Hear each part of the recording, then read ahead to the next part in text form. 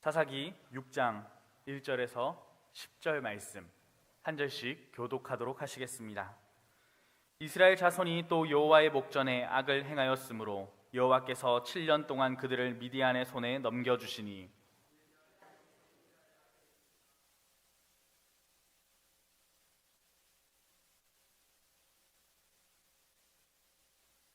이스라엘이 파종한 때면 미디안과 아말렉과 동방 사람들이 치러 올라와서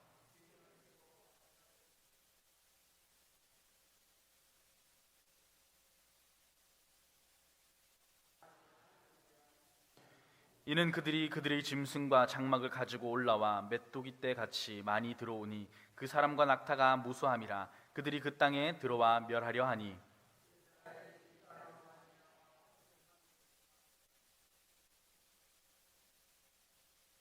이스라엘 자손이 미디안으로 말미암아 여호와께 부르짖었으므로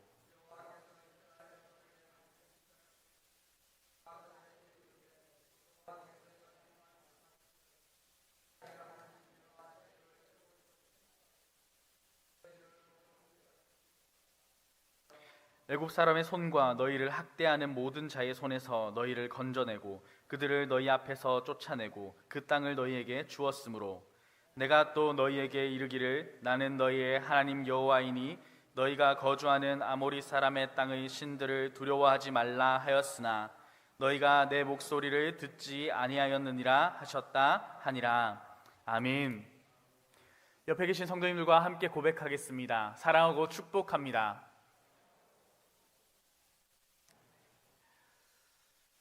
허리 디스크, 고혈압, 그 다음에 위장 질환, 장염 등 현대인을 괴롭히는 오늘날의 여러 가지 많은 질병들이 있습니다.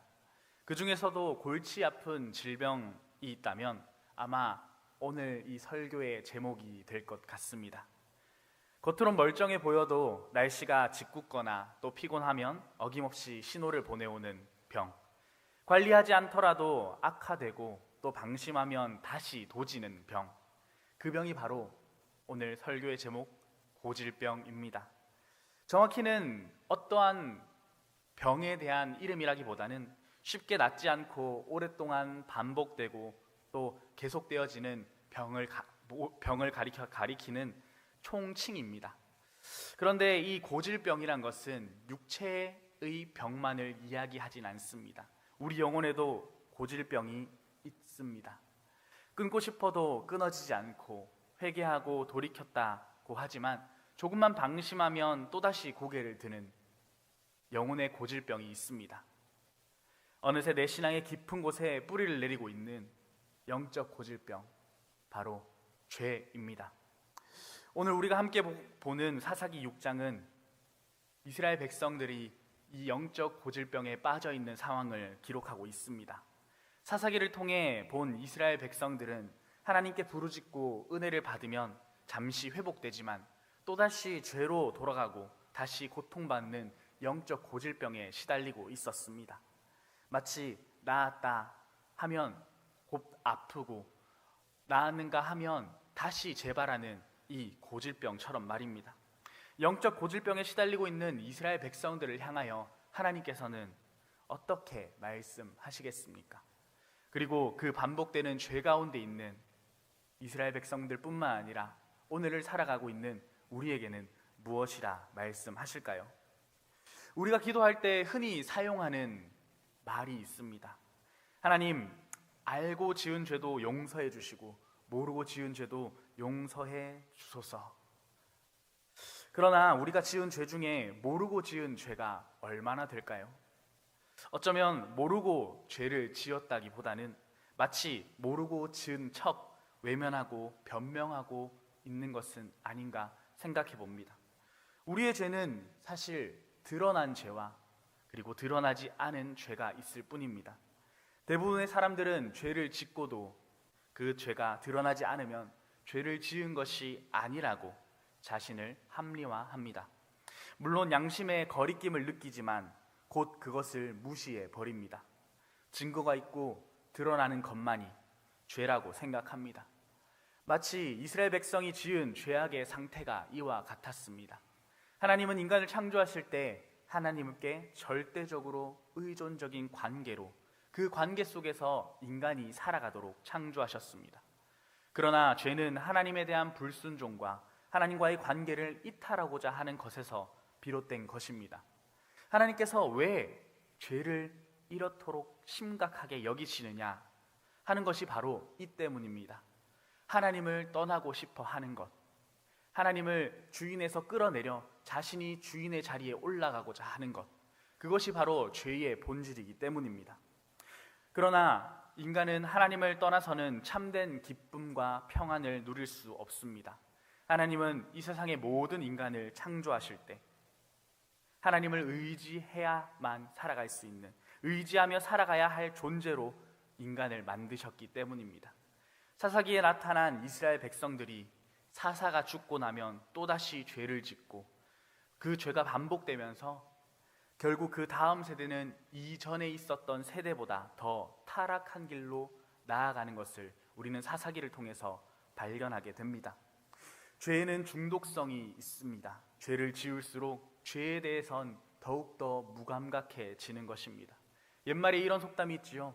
바늘 도둑이 소도둑 된다. 그래서 점점 더욱더 심각한 죄로 나아가게 됩니다.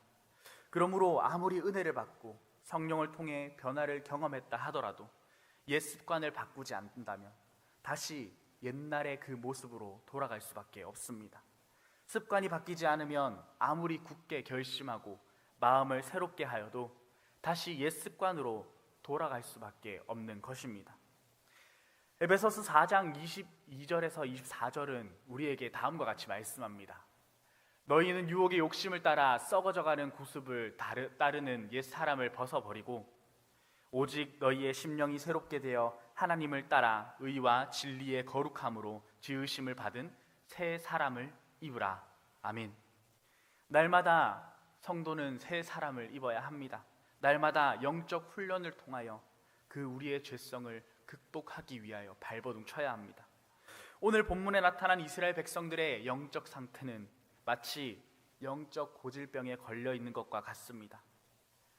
이스라엘 자손이 또 여호와의 목전에서 악을 행하였으므로, 사사기는 사사들을 소개할 때마다 똑같은 죄를 반복해서 짓는 이스라엘의 영적 상태를 다음과 같이 설명합니다.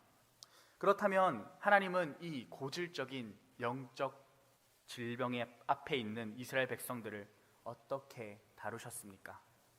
오늘 말씀을 통해 사사시대의 영적 불행을 바라보면서 우리의 신앙의 상태를 점검하고 결단할 수 있는 시간 되기를 간절히 소망합니다. 사사기 6장 1절 말씀을 함께 읽어보도록 하겠습니다. 6장 1절의 말씀입니다.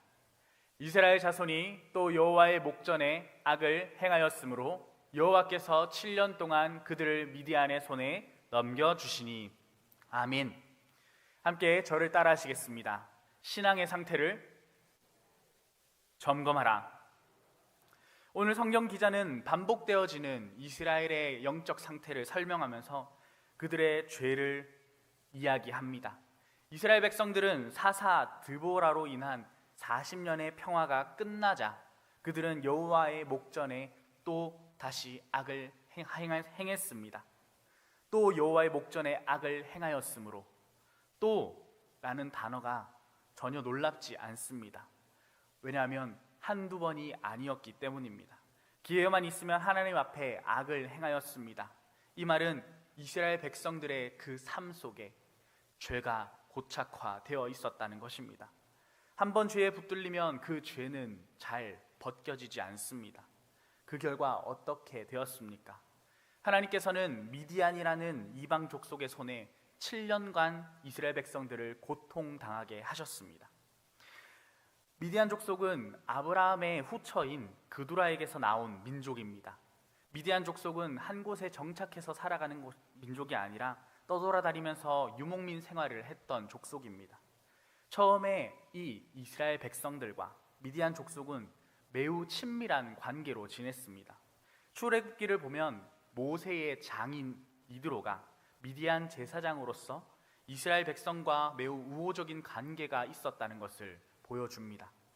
그런데 이 미디안 족속과의 관계가 깨어지게 된 것은 바로 이스라엘 백성들이 광야 생활을 하면서부터 시작됩니다. 민수기 22장을 보게 되면 출애굽한 이스라엘 백성들이 가나안으로 나아가게 될 때 이스라엘 백성들의 수가 점점 많아지고 강대해지자 주변의 이방 민족들이 두려움에 떨게 됩니다. 두려움에 떨던 미디안 족속과 또 모압 족속은 서로 결탁해서 이스라엘 백성들을 저주하는 행위를 하고자 합니다. 더 나아가 민수기 25장을 보게 되면 시딤에서 이스라엘 백성들이 모압과 미디안의 유혹에 빠져서 우상 숭배와 음행을 저지르게 됩니다. 그래서 그 이후에 하나님께서는 미디안 족속을 진멸하라고 이스라엘 백성들을 향하여 명령하십니다. 잠깐 본문 말씀 2절을 함께 읽어보겠습니다. 2절입니다. 미디안의 손이 이스라엘을 이긴지라 이스라엘 자손이 미디안으로 말미암아 산에서 웅덩이와 굴과 산성을 자기들을 위하여 만들었으며 아멘. 본래 군사적으로 이스라엘보다 더 약한 족속이 바로 이 미디안 족속이었습니다. 하나님께서는 이 미디안 족속을 진멸하라라고 명령하셨습니다. 그런데 이 군사력이 약했던 미디안 족속에게 하나님께서 이스라엘 족속을 그들에게 넘기게 되자 이스라엘 족속의 인생이 어떻게 바뀌게 됩니까? 그들을 7년 동안 다스리게 됩니다.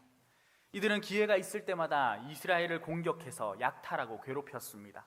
미디안 족속의 괴롭힘이 너무나도 심해서 오늘 말씀을 보니 이스라엘 백성들이 산속에 굴을 파서 숨고 살았다라고 말씀합니다. 원래 미디안이 강했기 때문이 아니라 원래 미디안 족속이 강한 족속이었기 때문에 이스라엘 백성들을 괴롭힌 것이 아니라 약했지만 하나님께서 이들을 넘기시자 이 강함과 약함에 상관없이 하나님의 뜻에 따라서 이스라엘 백성들을 통치하고 다스렸다는 것입니다. 이렇듯 세상이 강한가 세상이 약한가는 사실 우리에게는 중요치 않습니다. 우리는 모든 상황 속에서 하나님의 뜻이 어디에 있는지가 더욱 중요한 자들이기 때문입니다. 우리의 인생은 세상의 강함과 약함, 세상의 유익함과 부함이 아니라 하나님의 뜻과 그 손이 어디 있느냐에 따라서 우리의 인생이 달려있음을 기억할 수 있기를 소망합니다. 미디안 족속은 이스라엘을 약탈할 때마다 이스라엘 백성의 모든 것들을 싹쓸이해 갑니다. 이스라엘 백성들은 살아날 방법이 없었습니다. 여러 가지 방법을 다 써보았지만 그들이 할 수 있는 것이라고는 산속에 굴을 파서 숨는 것밖에 할 수 없었습니다. 그들의 고통은 더욱더 심해갈 뿐이었습니다.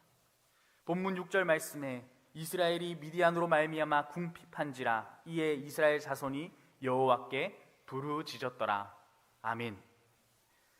그들 자신의 힘으로는 도저히 어찌할 수 없는 지경까지 왔을 때에야 그들은 하나님께 부르짖습니다. 이스라엘의 반복되는 죄악, 그 영적 질병이 어떤 상황 속에서 나타나게 되었습니까? 사사기 5장 31절은 이스라엘의 고질병의 원인에 대해서 분명히 이야기하고 있습니다. 사사기 5장 31절 말씀에 노란색 부분만 읽어보겠습니다. 그 땅이 40년 동안 평온하였더라.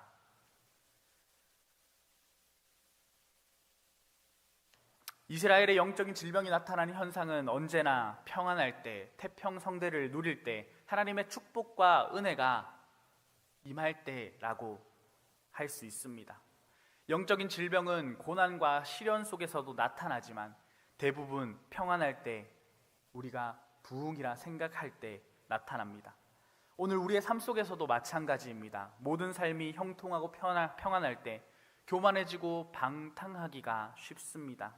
그러므로 하나님의 은혜, 그 축복 속에 있다고 생각할 때 우리는 영적으로 깨어 우리의 신앙 상태를 스스로 점검해 보아야 합니다. 사무엘하 11장에는 우리가 잘 알고 있는 성경 인물이 등장합니다. 바로 다윗입니다. 다윗은 하나님의 마음에 합한 사람이라 일컬음을 받을 만큼 믿음의 사람이었습니다.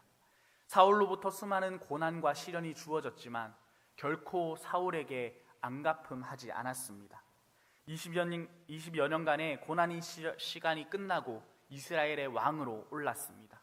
수많은 대적들을 물리치고 이제 그의 인생은 절정기에 올랐다 해도 과언이 아닙니다. 그러나 다윗이 무너진 그날을 성경은 다음과 같이 기록합니다. 사무엘상 11장 1절 말씀에 사무엘하 11장 1절 말씀에 그 해가 돌아와 왕들이 출전할 때가 되매라고 말씀합니다. 왕이 출전해야 하는 전쟁터 앞에서 다윗은 왕인 자신이 나가지 않고 요압과 부하들만을 보내고 저녁 때에 잠자리에 일어나 왕궁의 옥상에 올랐습니다. 그리고 그 옥상을 거닐다가 한 여인이 목욕하는 모습을 보게 됩니다.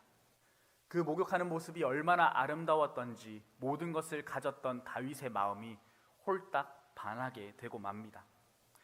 더 이상 다윗을 막을 대적자들이 없었습니다. 부하들은 전쟁터에 나갔지만 한가로이 쉴 수 있는 여유가 있었습니다. 그런 다윗에게 무서운 함정이 있었다면 무엇이었겠습니까? 바로 자신을 유혹하기 위하여 목욕하고 있던 그 여인이었겠습니까? 아닙니다. 바로 자기 만족이었습니다. 그때 다윗 속에 들어온 자신의 그 유혹은 더욱더 커져갔고 다윗은 자신의 인생에 길이길이 남게 될 최악의 실수를 저지르고 맙니다. 누구나 마찬가지입니다. 하나님, 그 살아계신 하나님의 능력과 은혜를 망각하고 떠나가며 살아갈 때 우리도 역시 다윗처럼 무너지게 됩니다. 그러므로 우리는 평안할 때, 스스로 안전하다 여길 때, 형통할 때 더욱 주님께 나아갈 수 있어야 합니다. 데살로니가전서 3장 3절은 다음과 같이 우리에게 말씀합니다. 우리 함께 같이 읽어보겠습니다. 아무도 이 여러 환난 중에 흔들리지 않게 하려 함이라 우리가 이것을 위하여 세움받은 줄을 너희가 친히 알리라. 아멘. 오늘 이스라엘 백성들에게 영적 고질병이 나타났습니다. 이 질병은 잘 치료되지 않고 재발할 가능성이 높습니다. 어떤 질병도 마찬가지였습니다. 영적인 질병은 우리 마음속에 기쁨과 평안을 빼앗아가 버립니다. 질병이 발생할 때 우리가 찾아야 할 것은 무엇입니까? 바로 의사입니다. 하지만 의사를 찾기 전에 우리가 해야 할 것이 있습니다. 바로 스스로가 아프다라는 것을 먼저 점검해야 한다는 것입니다. 사랑하는 성도 여러분, 이스라엘 백성들은 스스로의 영적 상태를 점검하지 못하고 그저 흘러가는 대로 세상과 살았기 때문에 오늘 고통과 눈물 속에 7년이라는 시간을 보내게 됩니다. 오늘 나의 영적 상태는 어떠한 상태입니까? 내가 옛사람을 쫓고 있는지 새사람을 입고 있는지 우리는 말씀 앞에 우리의 모습을 확인해야 합니다. 내가 나를 의지하고 살았다면 여전히 우리는 육체의 욕심을 따라 썩어져가는 것을 구하는 사람입니다. 평안할 때, 형통할 때 하나님의 말씀을 떠나지 않고 그분만을 의지하며 살아간다면 우리는 영적으로 건강한 사람입니다. 그러한 은혜를 누릴 수 있는 저와 여러분들 될 수 있기를 간절히 소망합니다. 6절과 7절 말씀을 함께 같이 읽어보겠습니다. 6절, 7절 말씀입니다. 이스라엘이 미디안으로 말미암아 궁핍함이 심한지라 이에 이스라엘 자손이 여호와께 부르짖었더라. 이스라엘 자손이 미디안으로 말미암아 주께 부르짖었으므로. 아멘. 함께 저를 따라 하시겠습니다. 영적 질병의 원인을 깨달으라. 미디안에게 고통당했던 이스라엘 백성들은 하나님께 부르짖습니다. 여기서 부르짖다라는 표현이 2번 연속해서 사용됩니다. 이스라엘 백성들이 계속해서 주님께 부르짖었지만 그 응답이 더딘 것으로 나타납니다. 그들이 왜 부르짖었습니까? 그 이유는 간단합니다. 미디안의 억압 속에, 핍박 속에, 고통 속에 더 이상은 못 살겠다라고 아우성 친 것입니다. 그런데 이번에 하나님의 손길은 조금 다르게 나타납니다. 사사기에서는 하나님께서 자신의 백성을 구원하시기 위하여 사사를 세우시고 사사를 통하여 역사하시는데 오늘 6장의 말씀에서는 사사를 바로 세우시는 것이 아니라 한 선지자를 보내십니다.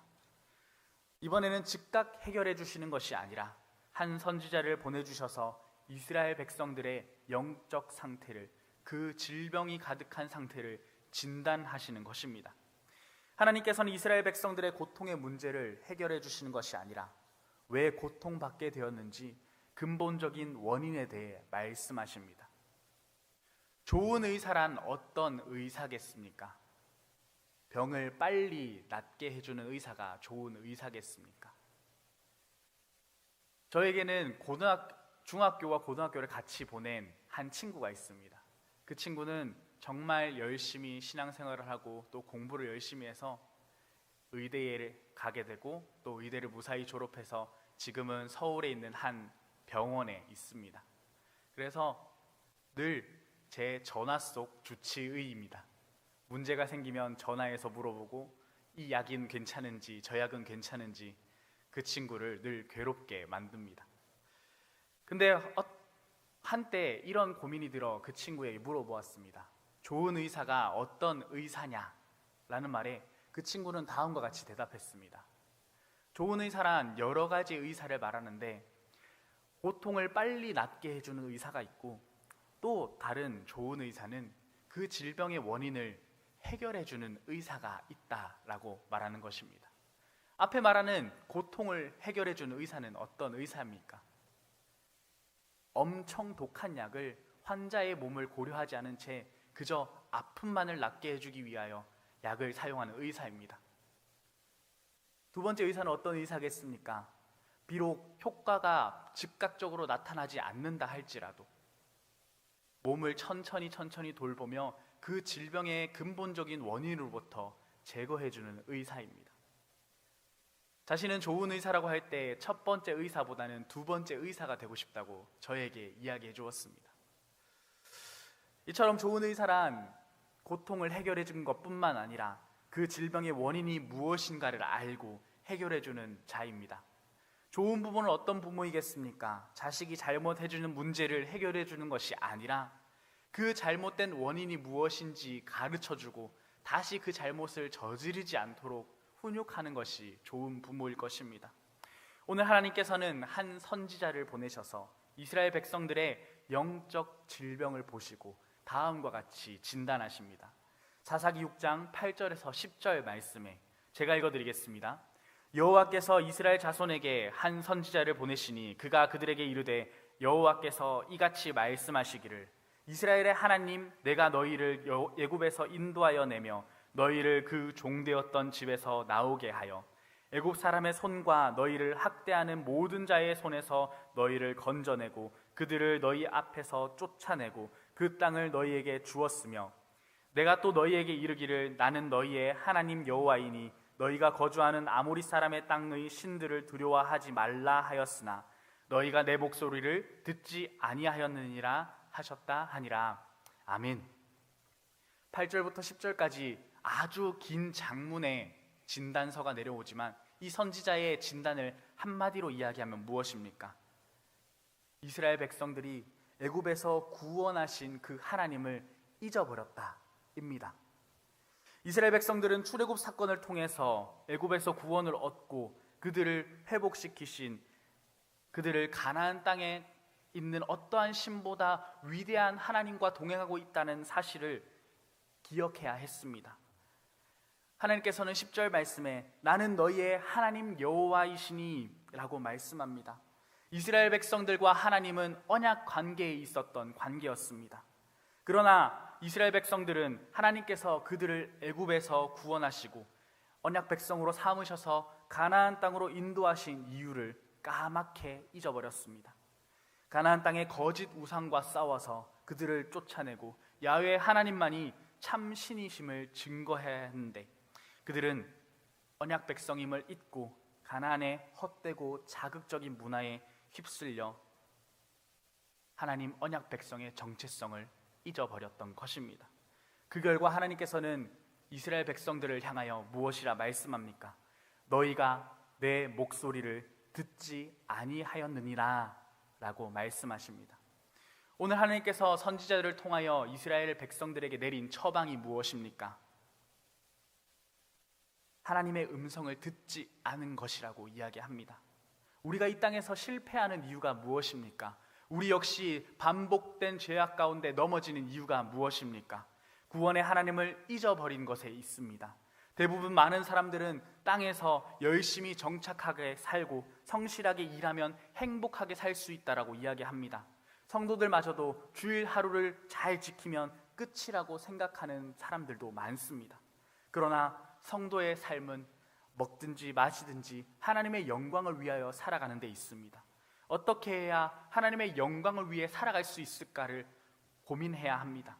구원의 하나님을 기억하고 구원의 하나님의 계획대로 뜻대로 순종하며 우리의 발걸음을 옮길 때 하나님이 영광 받으시고 우리의 삶을 기뻐하십니다. 복음은 언제나 죄라는 것을 전제하지 않고서는 그 가치를 인정할 수 없습니다. 우리가 죽을 수밖에 없는 죄인이었으며 하나님 앞에 악을 행하고 도망치던 자였으며 또 하나님의 생명을 떠나 있었지만 예수 그리스도의 십자가 복음이 오늘 그 죄인의 자리에서 우리를 의인의 자리로 초대해 주셨다는 것입니다. 그 결과 거룩한 하나님의 자녀로 우리의 신분을 바꾸어 주셨습니다.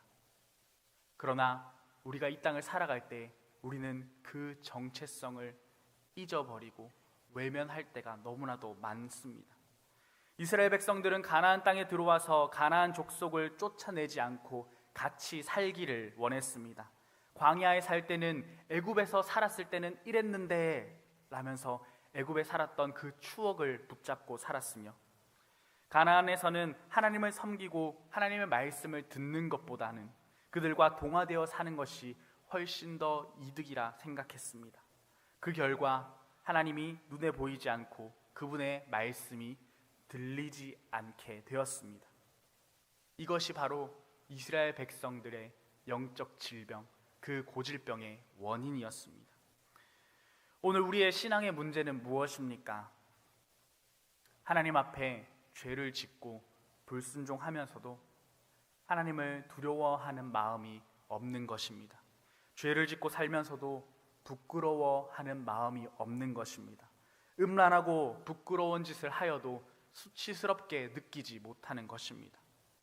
시대가 그렇게 되었다고, 세상이 나를 이렇게 만들었다고 그렇게 시대를 탓하며 살아가는 것입니다. 그 결과 적당하게 타협하며 세상과 부딪히지 않고 살아가는 것이 전도하며 살아가는 삶이라고 이야기하기 시작하는 것입니다. 그러나 우리는 이스라엘이 가지고 있던 영적 고질병에 대한 하나님의 평가를 기억해야 합니다. 오늘 설교를 시작하며 읽었던 1절 말씀에 이스라엘 백성을 향한 하나님의 평가가 무엇입니까? 하나님의 목전에 또 악을 행하였다입니다. 세상이 이야기하는 것, 세상이 괜찮다고 이야기하는 그러한 삶이 하나님이 인정하시는 삶이 아니라 세상이 무엇이라고 이야기하든 하나님의 말씀의 근거에서 하나님은 우리의 삶을 평가하신다는 것을 우리 반드시 기억할 수 있기를 바랍니다. 사랑하는 성도 여러분, 우리는 하나님 나라를 유업으로 받은 하나님 나라의 백성입니다. 날마다 우리를 죄 가운데서 구원해 주신 하나님의 은혜를 헛되이 잊지 않고 하나님의 방법대로 살아갈 수 있는 저와 여러분들 될 수 있기를 간절히 소망합니다.